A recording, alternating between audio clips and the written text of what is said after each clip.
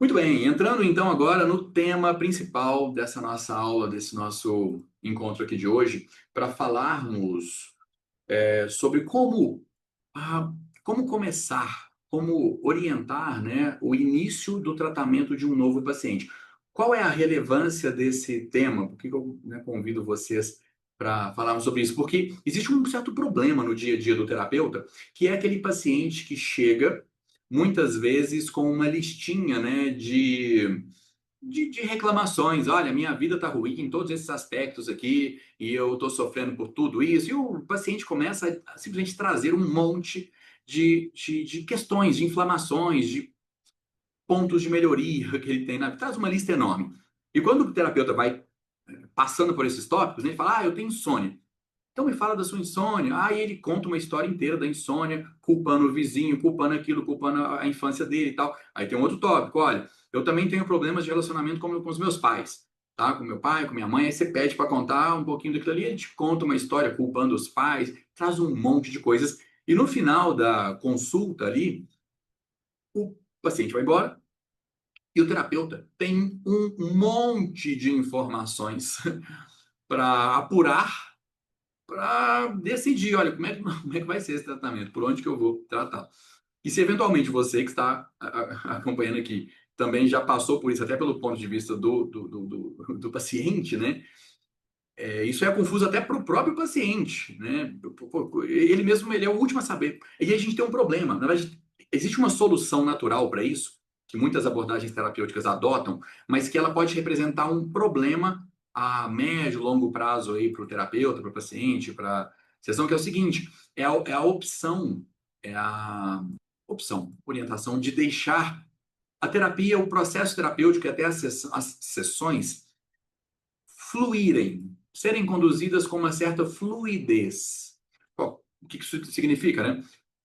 O terapeuta vira e fala: tem muita informação aqui, não dá para avaliar isso tudo aqui, tem pontos que conectam, pontos que não conectam, e na próxima sessão vamos fazer o seguinte: eu vou perguntar aqui, né, para o paciente o que ele quer tratar na próxima sessão, e nós vamos.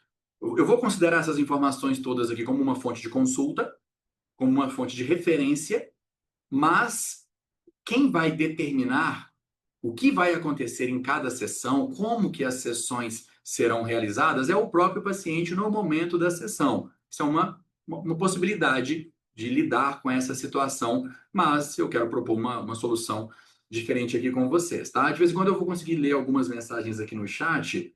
É, a Rafael fez uma legal, fez uma lembrança aqui das três perguntas-chave. Eu vou inclusive pegar carona no comentário do Rafael dizendo o seguinte: muitos de vocês devem ter pensado assim até. Tiago, eu tenho algumas perguntas aqui da anamnese que me orientam e tal, e que, por mais, gente, que vocês, terapeutas, tenham uma boa, uma correta orientação de como perguntar, nós, né, ainda dependemos da clareza do paciente para explicar. Então, e vai entre nós aqui, né?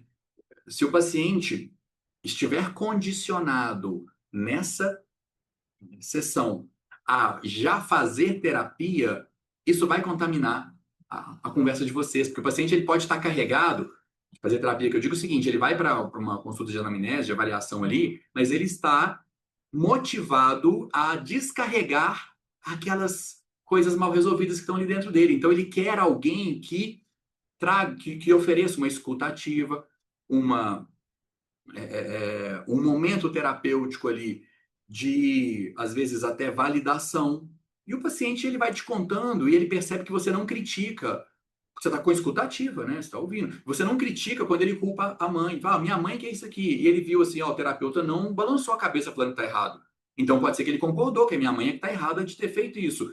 Aí ele aproveita e descarrega mais coisas ainda. Ou seja, ele está fazendo terapia. Agora aquela sessão, as informações que ele está te passando, elas estão mais contaminadas ainda, porque elas estão tendenciosas à versão dele, né, para que somente na versão dele é que ele se sente bem no final da elaboração. Então ele está te contando a versão dele, enfim, e tem informações ali que podem atrapalhar a sua apuração. Então, como é que a gente resolve isso? Eu vou trazer para vocês aqui uma dica, uma orientação que ela é até mais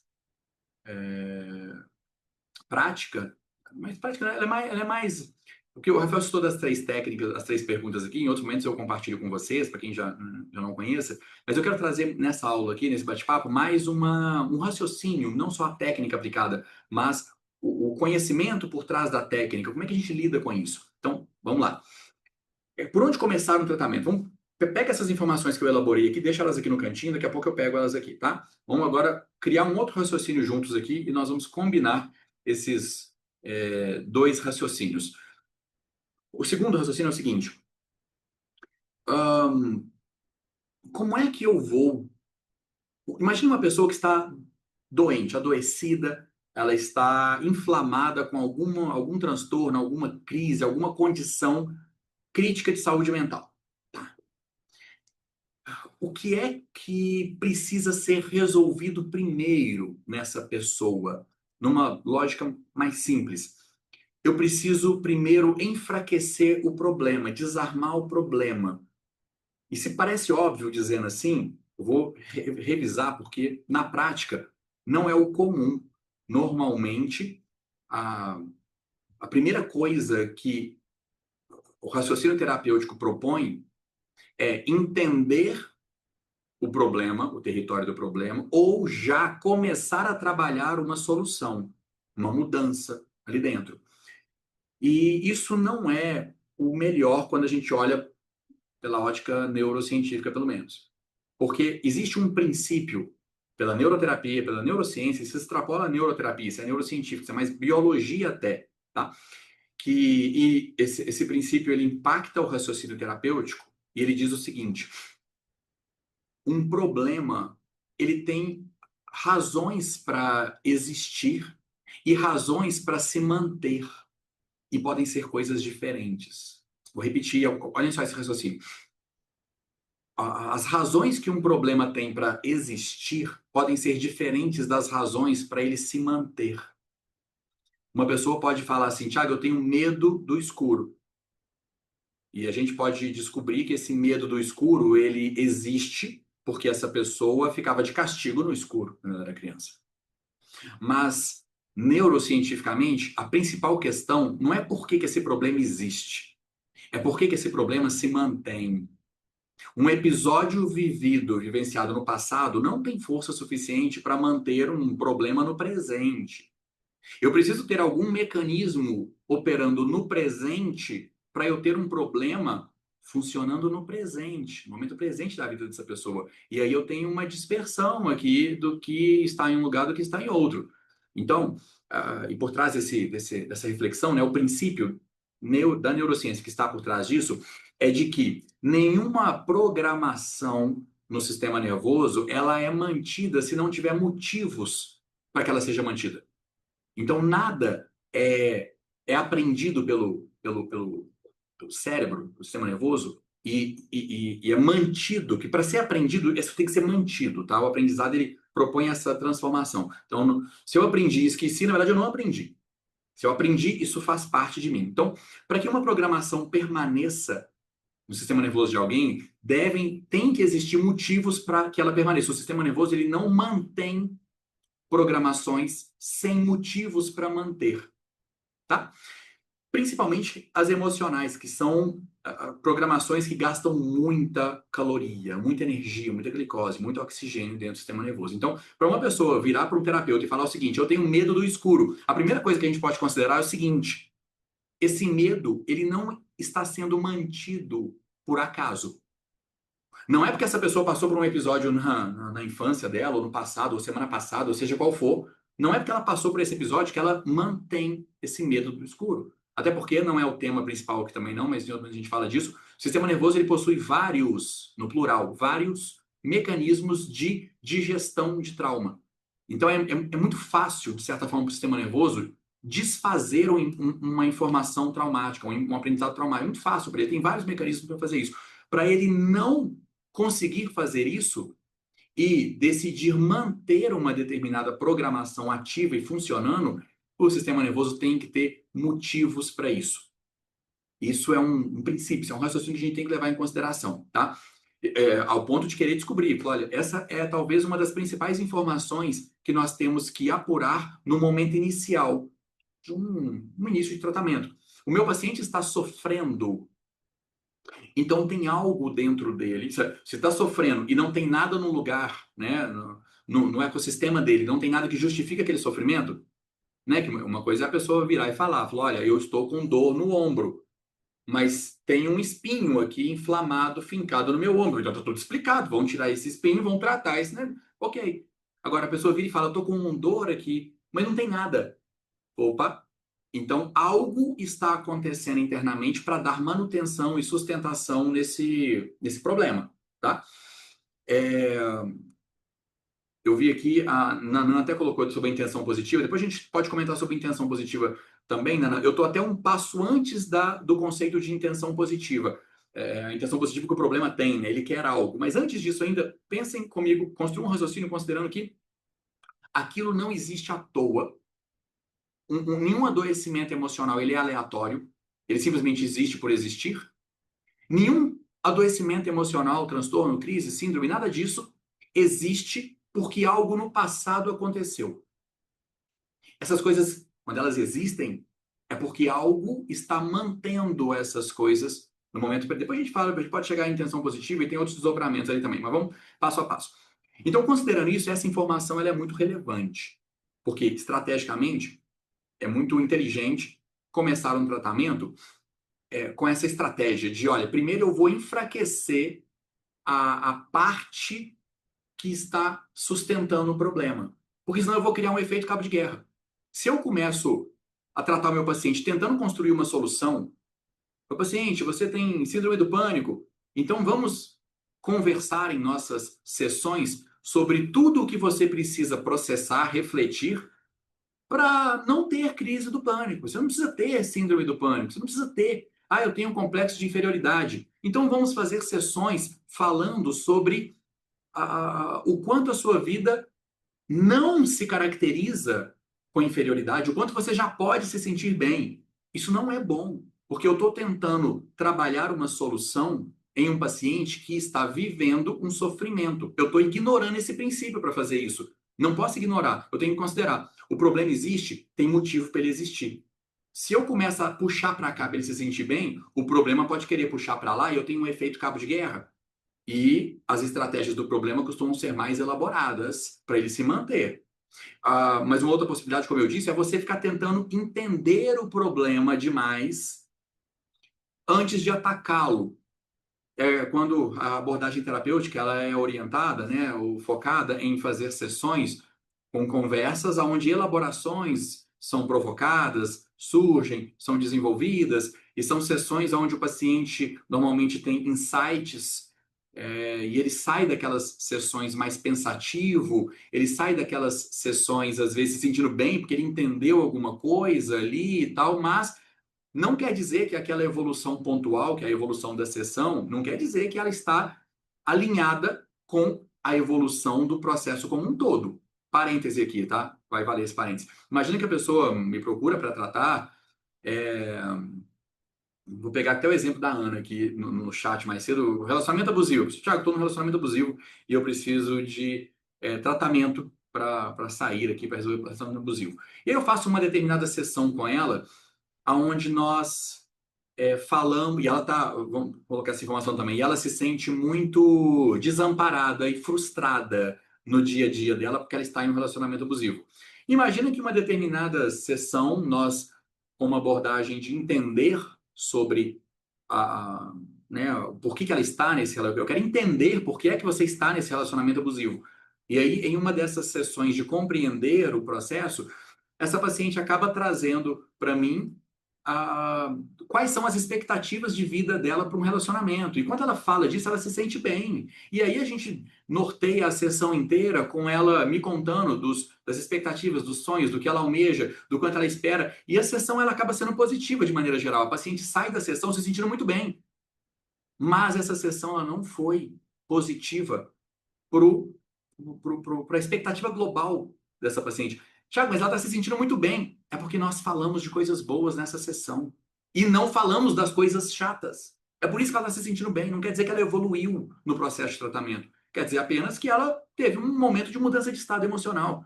Então, só que tem um problema por trás disso, que é nós não estamos atacando o problema. Ou, às vezes até pior, nós estamos falando a respeito dele, mas de maneira. Nós estamos mexendo ali, sabe, na casinha de marimbondo, nós estamos mexendo, nós não tiramos, mas nós estamos mexendo nela. E isso pode fazer com que esse problema acabe evoluindo até ou mudando características de comportamento dele, porque eu estou mexendo nele, mas eu não estou desligando ele. E às vezes, um processo terapêutico pode levar semanas nessa etapa de conversar a respeito. E aí o paciente às vezes vai vir em uma sessão e fala: "Ó, hoje eu não quero falar daquele problema, hoje eu vou falar de outra coisa", e o terapeuta aceita. E aí vocês falam de outra coisa e desviam o foco, enfim, você acaba é, é, enfraquecendo a estratégia que deveria ser a principal, que era de atacar e resolver aquilo. Então, como é que a gente começa usando essa reflexão? Qual é a informação que é mais relevante? De tudo que o paciente traz e descarrega no início, o que é mais relevante para eu considerar? Por onde que eu começo? Ó, primeiro passo de uma estratégia global isso não é só para adoecimento, gente, isso é para qualquer tipo de, não é adoecimento mental, não, isso é para qualquer tipo. Se eu, Tiago, eu tenho, estou lidando contra vírus, tem um vírus aqui no meu corpo, mesmo que seja biológico ou até em outros contextos, a estratégia mais inteligente sempre é, primeiro, enfraqueça o lado que está atacando e depois a gente resolve aquilo. Primeiro enfraqueça, neutralize, depois a gente constrói a solução. Aí vem a pergunta, né? Como é que nós atacamos um problema? Tem uma notícia boa por trás dessa pergunta, tá? Muita gente às vezes me ouve falando assim e pensa: Tiago, mas como é que eu vou saber isso se eu não entender o problema primeiro? E aí a gente tem que trabalhar o certo desapego aqui, para entender o problema, tá? Respeito, entendo que diversas abordagens são baseadas nisso, inclusive, tá? Não vou bater de frente com isso, mas vou deixar aqui com vocês uma percepção do seguinte: olha, o esforço para entender um problema, ele não é tão legítimo quando nós estamos falando de um paciente. Nós não estamos falando de um exame de marcador biológico, não é um exame de imagem, não é um exame de sangue, não. Nós estamos falando de um paciente que está relatando verbalmente as respostas que ele elabora para as minhas perguntas. Qual é a chance dessa informação estar intacta? Baixíssima. Então, quando eu considero isso, né, vamos entender o problema. Não quer dizer que você está entendendo o problema. Pode ser que você está dando passinhos, porque a cada semana, a cada sessão, o paciente ele está muito mais desabafando, recebendo a escutativa, recebendo o acolhimento, se sentindo momentaneamente bem. Ele está muito mais empenhado em sair daquela sessão bem do que em realmente te compartilhar informações que você precisaria terapeuticamente para entender o problema. Então, o paciente não esteja evoluindo nessa vertente de evoluir, de entender o problema. Cuidado com esse negócio de entender o problema. E a notícia boa é que não precisa entender o problema. Essa notícia boa, tá? Dá para atacar, né? Eu estou usando esse termo aqui, dá para atacar o problema, enfraquecê-lo ou até neutralizá-lo sem entendê-lo. Graças a um princípio também do sistema nervoso que está associado a esse primeiro princípio que eu compartilhei com vocês, que é o princípio do seguinte: todo problema quer ser resolvido. Olha que impactante isso. Todo problema. Tiago, a pessoa tem depressão. Ó, eu não conheço a pessoa, mas eu te garanto uma coisa: a depressão quer ser resolvida.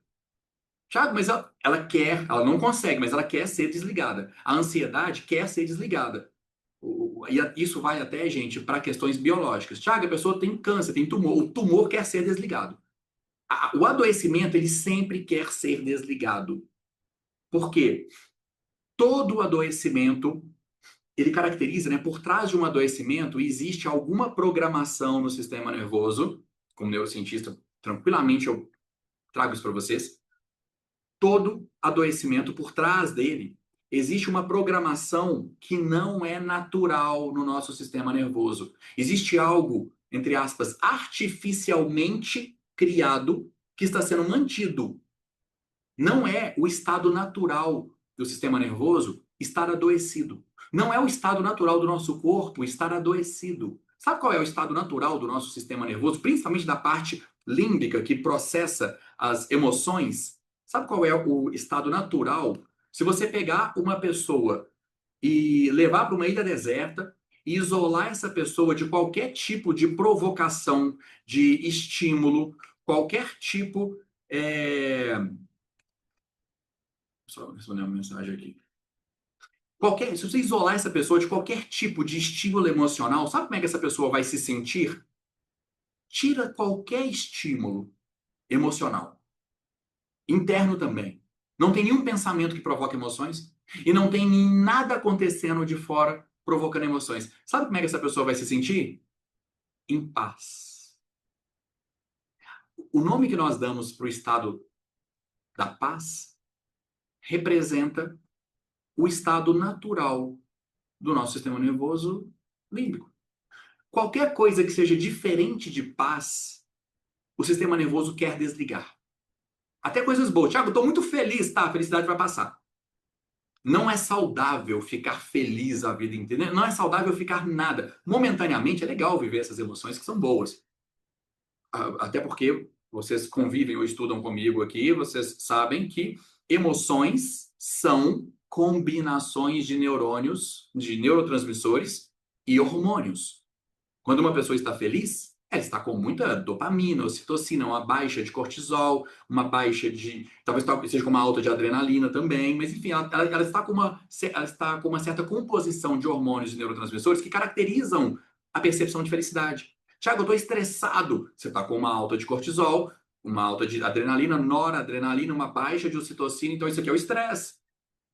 E esses hormônios, eles são produzidos pelas glândulas do nosso corpo e os neurotransmissores pelos neurônios. Então, quando uma pessoa está emocionalmente ativada, isso quer dizer que o corpo dela está operando acima do que seria o normal, o natural, porque ele está produzindo ou inibindo secreções de hormônios e neurotransmissores. Isso não é bom. Quanto mais as partes do nosso corpo trabalham, menos vida útil elas têm. Nós somos globalmente projetados por uma determinada quantidade de anos de vida. Né? Se a gente sobrecarrega o funcionamento de alguma parte do nosso corpo, aquela parte que está projetada para viver, sei lá, 70, 80, 90, 100 anos, ela vai começar a viver menos. Então, não é natural para o nosso corpo viver fora desse estado. Voltando para o raciocínio anterior, o estado natural é da paz. Então, para uma pessoa virar para você, terapeuta, e falar: olha, eu estou constantemente adoecido, isso não é natural. Tem motivo para aquele adoecimento existir. E aquele adoecimento quer ser desligado. Então, essa é a primeira parte da notícia boa. Fica a notícia boa. O problema quer ser resolvido. Primeira coisa que a gente sabe. Só que é o seguinte: como é que eu posso ajudar o problema a ser desligado? O problema quer ser desligado. Lembra do raciocínio global? É mais inteligente começar um tratamento por onde, Thiago? Pela insônia? Não, pega o que está causando sofrimento emocional no seu paciente. Fala, nós vamos desligar esse negócio. Ah, mas eu tenho um monte de. Provavelmente essas coisas já vão até resolver, muitas delas. Vamos focar. Encontra naquela conversa toda onde é que está o sofrimento emocional do paciente. Desliga isso. Mesmo sem conhecer o problema e mesmo antes de começar a trabalhar uma mudança de estado. Como é que você vai entender isso, encontrar isso no paciente? Lembra? O problema quer ser resolvido. O meu papel como terapeuta, ele é mais valioso nessa hora, agindo como um facilitador. Porque o problema quer ser resolvido, mas ele não foi resolvido ainda. Então, quer dizer, alguma coisa está impedindo o problema de ser resolvido. Um raciocínio simples, né? A gente tem que descobrir isso. O que é que está impedindo o problema de ser resolvido? E eu vou contar o final da história para vocês, de maneira simbólica, tá? E vocês já conectarem. Imaginem a expressão, a representação de um quebra-cabeça que está faltando uma peça. Essa representação expressa o que está por trás do adoecimento das pessoas. E, de novo, falando em neurociência, existe uma outra característica, podemos chamar de princípio também do sistema nervoso, que é operar em ciclos. Tá? sem aprofundar muito de maneira técnica, o sistema nervoso ele opera muito em ciclos. Ele tem que encerrar ciclos de processamento. Quando um ciclo não é encerrado, ele fica operante. Um ciclo, independente do que seja ciclo, tá? Não vou aprofundar muito no conceito, não ficaria muito técnico aqui. Apenas representa um ciclo. Esse ciclo não foi encerrado. Lá na infância, às vezes, tá? Ele não foi encerrado. Mas é o detalhe. Não é pelo motivo dele não ter sido encerrado lá que ele está existindo hoje. Alguma coisa aconteceu de lá para cá para dar vida ao problema hoje. Mas eu posso garantir, dizer para vocês que é como se fosse uma peça que está faltando no quebra-cabeça. Essa peça, ela ficou faltando lá atrás. E esse quebra-cabeça, ele existe dentro do paciente sem uma peça. E o sistema nervoso não aceita desligar enquanto esse quebra-cabeça não estiver completo. O nosso papel terapêutico para desligar uma traumatização, um sofrimento emocional, algo desse tipo, é, simbolicamente, né, descobrir que peça é essa e completar essa peça no quebra-cabeça. Entregar o que o sistema nervoso quer. O sistema nervoso quer desligar. Só que para desligar, ele quer essa peça que está faltando. E essa peça, uma outra informação relevante também, é a seguinte: a única pessoa no mundo que consegue dizer qual é a peça que falta no quebra-cabeça é o paciente. E por mais que vocês, às vezes, tenham oportunidade de tratar até dois pacientes idênticos, com o mesmo diagnóstico. Tiago, eu tenho dois pacientes aqui que eles têm exatamente o mesmo diagnóstico. São irmãos gêmeos. Desenvolveram a mesma síndrome, o mesmo transtorno. Os dois têm o mesmo medo da chuva, de trovão. É a mesma coisa. São peças diferentes. A peça que completa o quebra-cabeça de um é diferente da peça que completa o quebra-cabeça do outro. Quando você descobre como ajudar o primeiro, você não descobriu como ajudar o segundo. Cada paciente é único nesse aspecto, porque o fator de aleatoriedade no sistema nervoso de uma pessoa, ele é muito forte. A aleatoriedade é muito forte. Então, cada paciente. E aí vem essa capacidade, né? Essa capacidade técnica de um terapeuta, nessa parte de um tratamento, de conseguir guiar o paciente em uma sessão terapêutica, conduzir um paciente, guiá-lo para que o paciente encontre dentro de si a informação que está faltando, a peça que está faltando. O que é que o problema quer que seja feito para que ele seja resolvido. E para dar um exemplo, não ficar tão abstrato assim, gente, às vezes essa peça, ela representa assim, eu queria um abraço do meu pai. Eu queria uma palavra determinada aqui de apoio da minha mãe, mas contextualizadamente. Se você pensar assim, Thiago, se meu paciente, a gente descobriu que o paciente ele quer um abraço do pai, porque o problema começou porque o pai não foi lá na apresentação dele da escola infantil, lá XYZ. O problema é esse, a peça que está faltando é essa, e para colocar essa peça, o pai tem que dar um abraço nele. Se o meu paciente sair da minha sessão, for na casa do pai, ganhar um abraço do pai, resolve? Não. Porque a peça, ela representa uma movimentação contextualizada. É o abraço do pai no final da apresentação de teatro da escola, aos 7 anos de idade, na frente da professora. E por mais que você tente representar isso na forma adulta, você ainda vai ter uma variável faltante que é o momento temporal. Um problema isso, mas tem solução também. Mas, enfim, vamos retroagir um pouquinho aqui para não fugir também do nosso foco. Ó, vamos consolidar até onde nós estamos aqui. Nosso tema principal é falar sobre como, por onde começar um tratamento. Para não cair naquela pegadinha de deixar o tratamento simplesmente começar aleatoriamente ou direcionado pelo próprio paciente. Nós não queremos isso. E não queremos também começar o tratamento orientado a entender o problema, porque eu posso estar fortalecendo um problema enquanto eu faço isso e posso estar me guiando por direções totalmente diferentes. E a gente também não quer começar um tratamento trabalhando uma solução. A gente quer, pelo menos neuroterapeuticamente, a gente quer começar um tratamento. Né? Por onde começar? Primeira parte da resposta. Nós começamos enfraquecendo, neutralizando o que está causando, mantendo o problema vivo no meu paciente. Primeiro ponto. E nós debatemos aqui um pouquinho, né? Se alguém chegou agora, depois vai ver na gravação. Nós debatemos um pouquinho sobre sempre tem algo mantendo o problema. E eu não estou me referindo ao que aconteceu no passado. O conceito de origem é diferente do conceito de causa. Causa é o que está causando. Origem é de onde ele veio. São conceitos distintos. Não confundam, tá? Então, primeiro passo, por onde eu começo? É por aqui.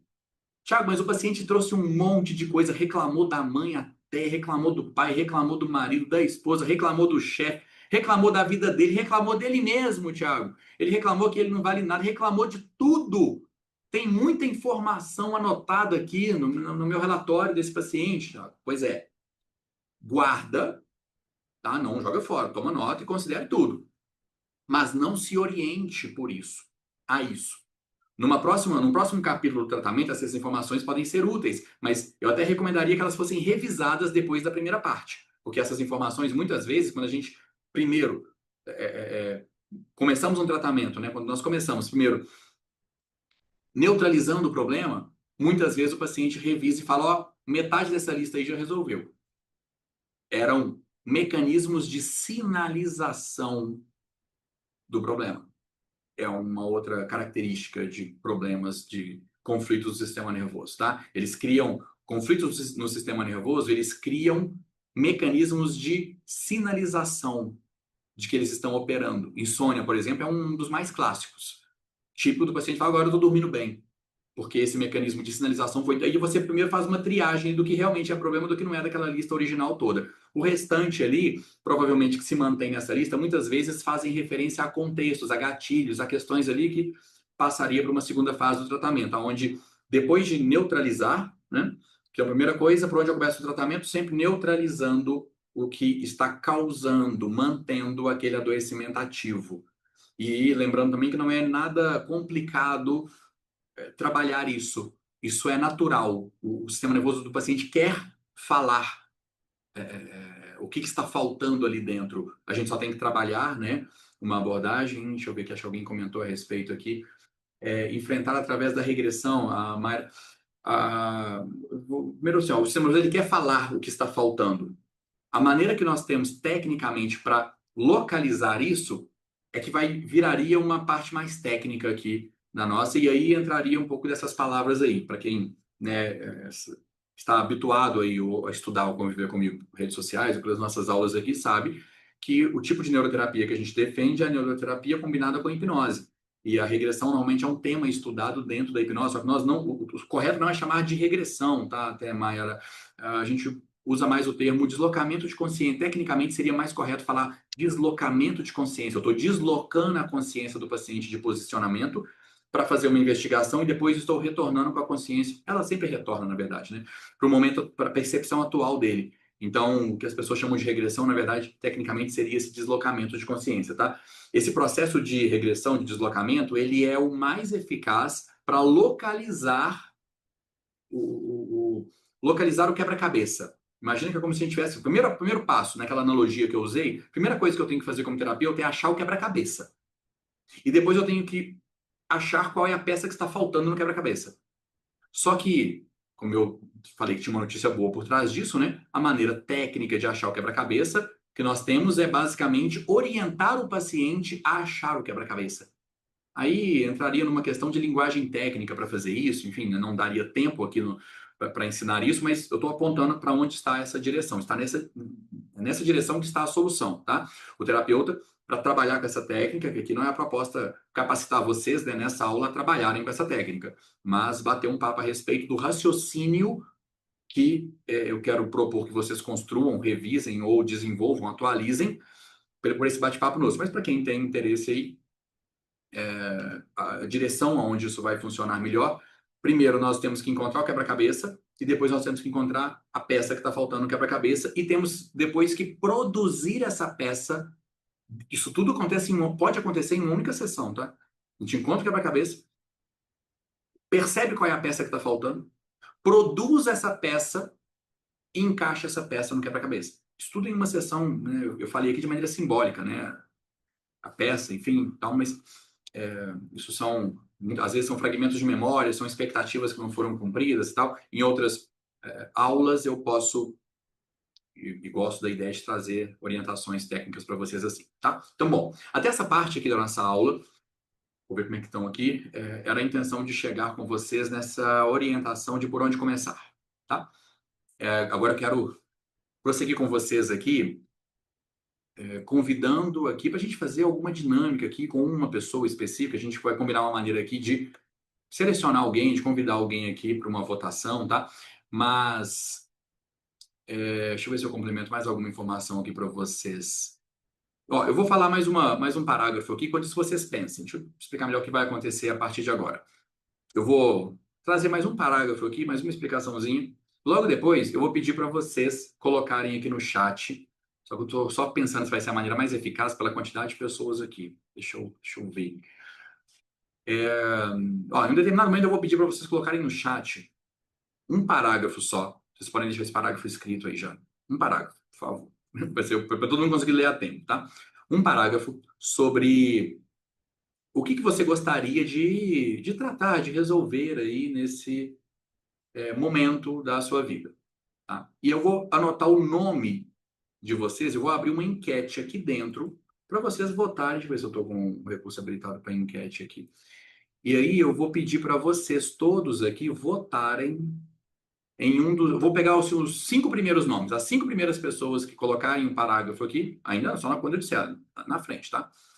As 5 primeiras pessoas eu vou anotar esses nomes numa enquete, vou abrir a enquete, vou pedir, gente, votem na enquete, o nome que for mais votado eu vou convidar para abrir o microfone, abrir a câmera, já deve estar aberto, abrir o microfone e câmera, e a gente vai bater um papo aqui para eu propor um atendimento. Agora, que tipo de atendimento? Não sei com o que eu vou lidar, com o que a gente vai.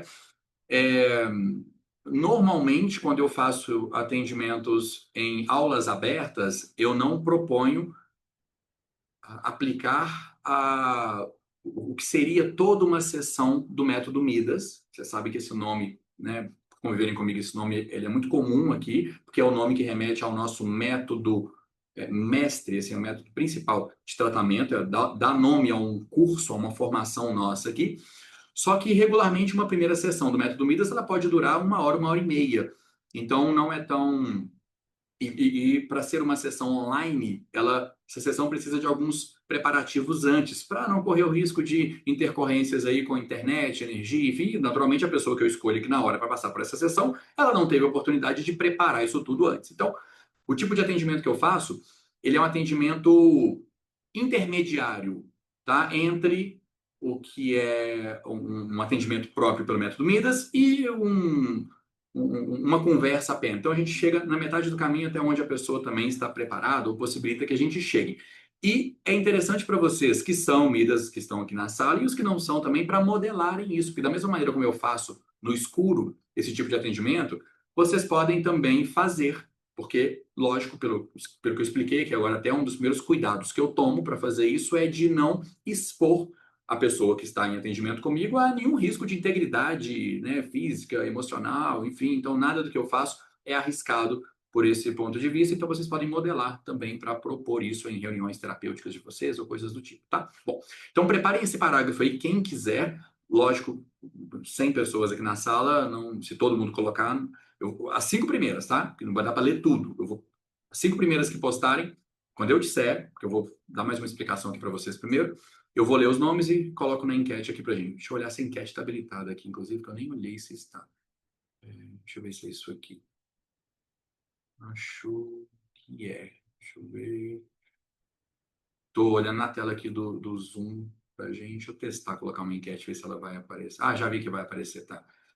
Vou deixar aqui de lado, depois eu coloco os nomes da enquete. Bom, então enquanto as pessoas que querem se voluntariar preparam esse parágrafo para compartilhar aqui, eu vou complementar mais um parágrafo para vocês na explicação, que é sobre o seguinte, Thiago, vocês me perguntassem assim, qual é a utilidade, então, desse material todo que o paciente trouxe para a gente? Você começou a explicar e tal, mas conta mais um pouquinho. Porque já que eu não vou orientar o início do tratamento a isso, vou adotar uma estratégia aí parecida com essa, né, ou exatamente como você orientou, faz sentido, eu vou começar a minha sessão primeiro enfraquecendo ou neutralizando até o que está causando aquele adoecimento. Ótimo. E aí, o que eu faço com aquelas anotações, com aquela elaboração toda, o histórico todo que o meu paciente trouxe? Falei, olha, você pode usar essa orientação toda para a segunda etapa do seu tratamento. E não estou falando do método Midas aqui, não. Para quem estudou, conhece o método Midas, ele é orientado a 3 etapas, tá? Mas essa orientação, ela não é só do método Midas. É mais global. Você pode, independente da abordagem terapêutica ou da orientação que você utilize, considere o seguinte, olha, o que acontece depois que eu neutralizo o problema? Bom, você começa a construir a solução. Construir a solução é uma etapa, tá? Que ela pode consistir em ir direto para a construção comportamental e emocional das expectativas do paciente, ou ela pode passar antes por uma estruturação do paciente para depois construir aqueles resultados. Então, a segunda etapa, ela tem esse formato. E, normalmente, o terapeuta ele é quem orienta. Vou dar um exemplo. O paciente quer falar em público. Ele tem pânico de falar em público. Ele veio para tratar isso. Ok, neutralizamos o pânico. O que eu faço agora? Tem um monte de anotações aqui. Primeira coisa, você vai fazer no seu consultório fechado, sem ninguém com você, que é decidir como é que você vai orientar o paciente. Paciente, agora nós vamos começar a construir a sua desenvoltura para falar em público, a sua segurança, enfim. Vamos, ou até entender, vamos falar um pouquinho do problema para entender o problema, se for relevante entender, mas regularmente vamos construir a solução, ou vamos estruturar você para que você suporte a construção da solução, porque o terapeuta pode lidar com isso. Olha, meu paciente ele não tem algumas habilidades que ele precisaria ter para falar em público. Então a gente precisa, por exemplo, uma das habilidades fundamentais para quem fala em público é saber lidar com o erro. Eu estou aqui agora ao vivo online com vocês. Dou aula todos os dias, ao vivo e online. Falo presencialmente, online, enfim. E me proponho muitas vezes a fazer isso, atendimentos ao vivo, online, para as pessoas acompanharem. Vocês imaginam a quantidade de possibilidades de erro que eu tenho? E muitas vezes eles acontecem, erros. Eu falo uma coisa, depois não era isso, eu tenho que revisar, volto, falei com uma palavra, outra palavra era melhor e tudo mais. Se uma pessoa que está exposta em público não lida bem com, não tem a competência de lidar com erros, em uma oportunidade dessa, ela pode travar e simplesmente não consegue se desenvolver mais, ela não consegue navegar por oportunidades de falar em público. Isso é um problema. Então, de maneira geral, o terapeuta ele olha para isso, né? Olha, o meu paciente ele tem as habilidades necessárias individualmente, pessoalmente, para trabalharmos aquela solução.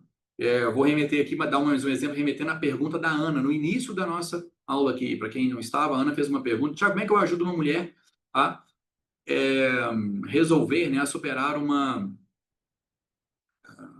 relacionamento abusivo? Eu respondi aqui, né, ficou na gravação para vocês, mas imagina que a Ana foi lá, neutralizou a demanda, né, por relacionamento abusivo que ela tem, e na próxima etapa a Ana pensou assim, falou, olha, agora eu descobri que a minha paciente ela não tem habilidade para escolher um companheiro. Ela não tem um estereótipo, ela não tem as competências que uma mulher precisa ter. Mulher, porque a pergunta da Ana foi direcionada para mulher. Ela não tem as competências que uma mulher precisa ter para escolher um companheiro. Então, eu tenho um problema. Como é que eu vou trabalhar com ela a construção de competências para um relacionamento próspero e tudo mais, se ela não tem essa habilidade pessoal primeiro? Eu preciso trabalhar isso aqui. Então, você tem possibilidade de começar trabalhando no seu paciente ou começar trabalhando na solução. E nessa etapa, aquelas anotações todas são úteis ou podem ser úteis, porque ali você pode consultar informações que apontem para variáveis de contexto no ambiente do seu paciente que estão ou podem impedir a evolução dele, questões que ele não consegue lidar, pode ser que ele questione coisas ali, de, eu brigo com minha mãe por causa disso, disso, daquilo. E terapeuticamente você pode identificar que, olha, essas brigas, essas discussões aqui, elas estão acontecendo por uma certa falta de inteligência, de educação, de competência emocional do meu paciente. Então, vamos trabalhar uma maturidade emocional aqui, nesse ponto, e aí ele vai melhorar outras competências. E aí você pode construir uma fase 2 mais orientada a essas questões. Fechado? Então, pronto. trouxe essa parte aqui para dar um tempinho aí para vocês produzirem esses parágrafos. Então, vamos fazer essa etapa. E como eu disse, eu tenho um compromisso daqui a pouquinho e eu tentei adiá-lo aqui enquanto eu estava com vocês, mas não consegui. Então, agora, depois da mensagem, deixa eu ver qual que é a última mensagem que está aqui, ó. Depois da mensagem da Michelle, vocês já colocaram aqui os parágrafos, né, gente? Eu nem li ainda, não estou vendo os parágrafos aqui. Não valeu, peraí. Eu falei que era quando eu avisasse, tá? Então, copia e cola de novo. A última mensagem que está aparecendo para mim aqui é a da Michelle, de 8h46. Então, depois da mensagem da Michelle, colhem aí, por favor, para mim, as 5 primeiras mensagens que aparecerem depois da Michelle. Ó, já apareceu uma, duas, deixa eu ver se as 5 aqui são de questões. Eu vou colocar os 5 primeiros nomes aqui e vocês escolhem. Então, leiam as mensagens que estão depois da Michelle, tá? Então, tem a mensagem, eu vou colocando os nomes aqui já. Eu nem li, não, mas eu vou colocando aqui já. Primeira coisa, ó, votação. Vai aparecer uma enquete na tela de vocês, vocês votam aí. A primeira, eu vou colocar só o nome, tá? Ana Laura. O segundo nome que apareceu aqui para mim, Rafael. Vou colocar mais um aqui. Terceiro nome, Sandra. Sandra Mara, né? Se não me engano. Próximo, tá com o iPhone de Diana. E, e tem uma pessoa com o nome de iPhone aqui. Eu vou colocar iPhone. Aí a gente troca o nome aqui se essa pessoa for selecionar. Então, fiz certo aqui, ó. Primeiro foi Ana, Rafael, Sandra, Diana e iPhone. Então, eu vou colocar aqui, salvar, ok. Quem colocou, quem tá com iPhone aqui, coloca o nome para mim até. Ó, vai aparecer na tela de vocês aí. Deixa eu ver se é assim mesmo que manda. E aí vocês votam aí. Deixa eu ver se eu mandei a certa. Aí. Parece que apareceu aí na tela de vocês. Votem para mim, leiam aí o que é. Inclusive eu leio, né? Que eu mesmo não li ainda não. Ana Laura, mesmo padrão de homens em relacionamentos, dependentes menores que eu financeiramente, ok. Ana Rafael, gostaria de tratar um bloqueio que me trava uma sensação de incapacidade, mesmo sabendo que sou capaz. Tá, ok, talvez ligada. Sandra, Tiago, gostaria de acabar com a ansiedade, cansaço e fadiga, extrema dificuldade de continuidade em muitas áreas da vida, ok, desbloqueio da vida financeira. A Dayana, que estou lendo aqui enquanto vocês votam aí até, tá? A Dayana, procrastinação, medo de errar. E quem está com o nome de iPhone aqui, já sou terapeuta e tenho muita dificuldade de precificar meu trabalho e me posicionar com relação a valores. Sempre acho que as pessoas não têm dinheiro para pagar. Gente, várias questões interessantes aqui, tá? A gente ver como é que está a votação aqui com vocês. Gente, olha na telinha de vocês aí, para quem está no celular, rola a telinha para o lado, assim, ó, que vai aparecer.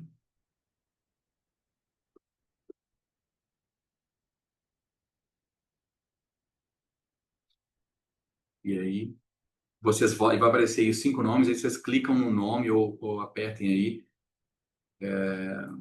Vou deixar só 30 pessoas votaram até agora. Vou dar mais um minutinho aqui, tá? Para vocês. Enquanto isso, deixa eu ver. Eu não vi o resultado ainda não. Só sei que 30 pessoas. Então, tem mais de 50 pessoas a votarem ainda aí. Votem aí, por favor, para ficar uma questão mais aleatória aí para vocês. Então,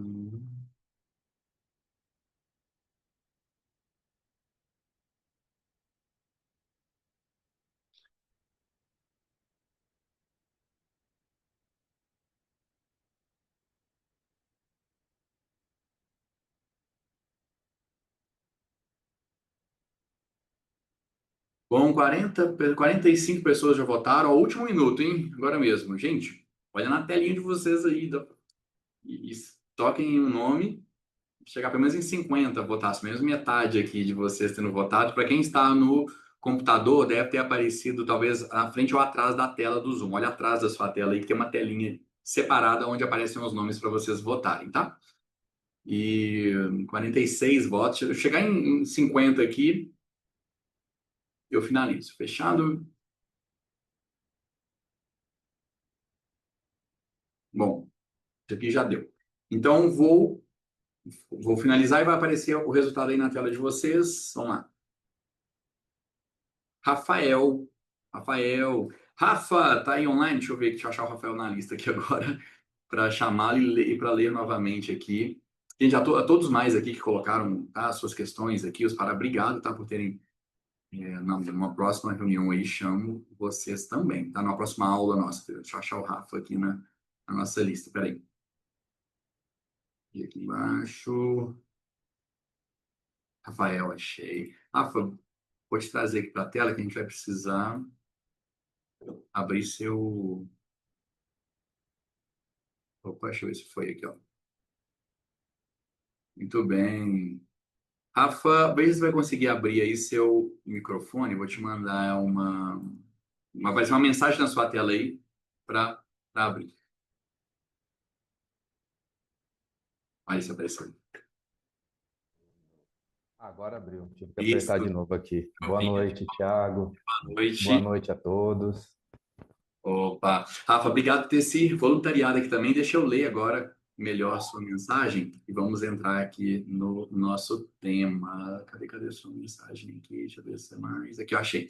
Olha só, está correto. Gostaria de tratar um bloqueio que me trava, uma sensação de incapacidade, mesmo sabendo que sou capaz, talvez ligado à frustração e medo. Como foi essa Não, vivência aí para foi, você? foi maravilhoso e até mesmo porque eu sempre proporciono as experiências para os pacientes, mas eu nunca tinha vivido assim. E para mim foi fantástico, fez total sentido, algo que a gente fala, né? Coisa de criança, coisinha boba, né? Eu posso falar aqui para mim, não tem nenhum problema. Não sei se Ah, para então você também ótimo. não. É Compartilha com a rico, né? gente. A hora que eu entrei na porta lá, antes de você falar, já estava visualizando. E é até uma coisa interessante, porque eu tenho dificuldade de visualizar, não vejo, não. Eu sinto, e eu só sei que está ali. Eu me entreguei para o processo, e é fantástico, é maravilhoso. É libertador, enfim. Você sabe que está ali.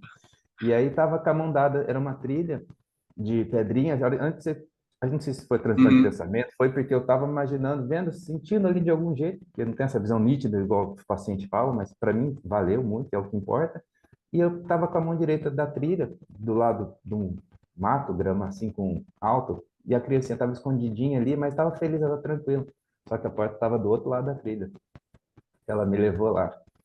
E era uma portinha assim, simbólica de vidro, mas que eu não conseguia ver do lado, né? Refletia o que estava ali naquele ambiente. E chegando lá, antes de entrar, o que você estava falando, já vinha sensações, né? De percepções, assim. E era uma criancinha pequenininha, que tinha feito xixi na cama e não queria sair do lugar, e ela queria brincar, ela não queria ter ali, mas ela não queria que, por conta de vergonha, de falarem e talvez levar bronca, mas não era bronca que ela levava. Ela Não, queria brincar, ela queria ir. Depois me mostrou muitas coisas assim que me relembrou da infância, a não, criatividade que ela tinha de brincar. E o problema não era nem brincar sozinha, era que às vezes também não deixavam ela brincar, mesmo sozinha. Tinha que fazer silêncio, não podia fazer um monte de coisa. E não. desde jogo de botão, soltar pipa, casinha de rolemã, nossa, e depois no final ela tava flutuando, voando, mostrando para mim como que ela, o que eu Ah, podia ser também. É muito legal, muito interessante, é que muito bom! rico. Que Eu sensacional! agradeço, viu? Nossa, demais. Fico feliz com isso. E olha, isso tem assim, poder suficiente realmente para neutralizar. E é uma maneira de exemplificar assim como que realmente um aprendizado, né, da infância que seja um aprendizado ali, mas emocional, ele tem força, né, para agir na gente, mas quando a gente faz esse caminho reverso, ainda é um momento infantil, ainda é um detalhe que para um adulto é simples, mas para a criança representa muito. E bom, Rafa, fico Foi feliz uma vez. fantástico, viu? Eu amei mesmo. Agradeço de coração, gratidão mesmo. E com certeza neutralizou e foi pelo menos o que a gente sente já aqui, né? Você mesmo fez a leitura aí. Ó, E só tem que importante agora agradecer. também, lógico, né? Colocar, se expor a colocar em prática algo, tá? Mesmo que seja de uma dimensão menor, e depois você vai aumentando, como você achar melhor. Amanhã, numa primeira oportunidade, que desafie você a mudar de território sobre essa incapacidade, que seja uma coisa do marketing, que seja uma palestra, enfim, qualquer questão ali que seja, lembrando, tecnicamente, para todos nós aqui, o que a gente espera agora é que agora você não tem mais nada para resolver com a sensação de estar travado, imobilizado. Então agora é importante construir o comportamento de fazer mais, né? do, do que você já faz para que você mude de território ali, vivendo com essa abundância. Então, faça, se possível, né? Dê notícias também, mande aí. Essa dinâmica não foi só uma mudança de estado, a gente teve que realmente, eu propus uma estratégia embarcada, mais objetiva, mas direcionada a lidar com o que realmente precisava ser lidado aí dentro, tá? Então, Foi não, exatamente isso que eu senti, tá? Acho que vale a pena reforçar e validar. E realmente não foi somente uma mudança, não. É o que que estava aqui a criança interior, o subconsciente ou no sistema sim, nervoso sim, central sim. mesmo, estava pedindo ajuda e que realmente eu não tinha ideia disso, né? Ah, Não bom, faz ideia. mais uma vez, Agradeço. obrigado por ter se disposto. Traga notícias pra gente, se puder. Gente, palmas virtuais pro Rafa aí. Muito obrigado, Rafa, que permitiu trazer isso aqui. Gente, olha, eu tô vendo que tem muitos comentários aqui no chat, não vou conseguir ler, né, todos agora. Eu sei que antes deles, inclusive, tem dúvidas aqui de vocês, mensagens maiores. Obrigado pelo carinho de vocês com a Rafa. E, bom, esse comentário no final que eu quero destacá-lo, se ele não for familiar para todo mundo, tá? O que eu disse para o Rafa aqui tem uma representação maior. Quando eu disse assim, olha, não é o que eu propus aqui para ele não é uma mudança de estado apenas, porque é o que eu fico encorajando vocês no dia a dia a fazerem. Não, eu poderia ter simplesmente aqui no início, não, poderia assim, não poderia, né? Porque eu critico isso, mas, sei lá, alguém que não é um aluno, talvez poderia pensar em fazer o seguinte: olha, tem um paciente aqui que tem uma incapacidade, então eu vou propor uma sessão de hipnose com condicionamento, com visualizações de coisas boas. Eu vou fazer uma visualização onde ele se vê fazendo as coisas que ele diz que não consegue fazer e construiria toda, mas entraria em conflito com o que nós conversamos na primeira parte aqui da aula, que seria começar a tentar trabalhar uma solução ignorando que o problema tem motivos para existir. O que nós fizemos aqui não é uma mudança de estado, significa isso. Não trouxe só. O resultado positivo dele é um resultado da vivência daquele momento de silêncio. Posso dizer e ressaltar que o momento mais importante. Bateu aqui, desculpa. O momento mais importante de toda a vivência que nós tivemos aqui foi o momento onde eu estava em silêncio. Olha que curioso destacar isso. O momento mais importante da sessão terapêutica, terapêutica, foi o momento onde o terapeuta mesmo não estava falando nada, estava em silêncio. Ali é que a parte mais importante da manobra terapêutica aconteceu, quando o paciente está em contato com ele próprio, lidando com ele próprio, mas seguindo as orientações ali que foram preparadas antes para isso, tá? Eu espero ter também gerado material que vocês possam modelar e inspirado vocês também. Turma, então cumprimos bem nossa programação até aqui, não é? Batemos um papo sobre por onde começar uma sessão, tivemos esse momento de vivência aqui, e eu disse no início, quero convidar vocês para uma foto aqui agora, vamos? Enquanto vocês abrem as câmeras aí, de repente, eu vou fazer um compromisso com vocês, se vocês toparem, que eu não respondi respondi uma pergunta de vocês, que foi uma pergunta do início que eu provoquei, né, que a Ana trouxe lá. E eu vi pela quantidade de mensagens que estão aqui, imagino que existam muitas outras. Então, eu topo combinar uma coisa com vocês. De amanhã, fazemos um segundo tempo. Amanhã é sexta, então tem que estar com a programação da sexta-noite liberada aí. Mas não vamos fazer algo também tão longo, não. Hoje a gente acabou, né, rendendo um pouquinho mais. Mas vamos fazer uma sessão de perguntas e respostas amanhã, tá? Sobre tudo que nós conversamos hoje, mas eu vou deixar até a pauta mais aberta. Eu vou salvar o nosso chat aqui, vou pedir para a equipe selecionar as perguntas aqui. Então, eu vou abrir a aula, o bate-papo amanhã respondendo as perguntas, mas vou deixar uma pauta aberta para que vocês possam trazer novas perguntas, sejam da nossa dinâmica de hoje aqui, do conceito no início, ou perguntas diversas que vocês tenham aí e queiram aproveitar para responder. Topam? Porque aí eu me programo e fazemos isso, tá? Então, vou dar um stop na nossa gravação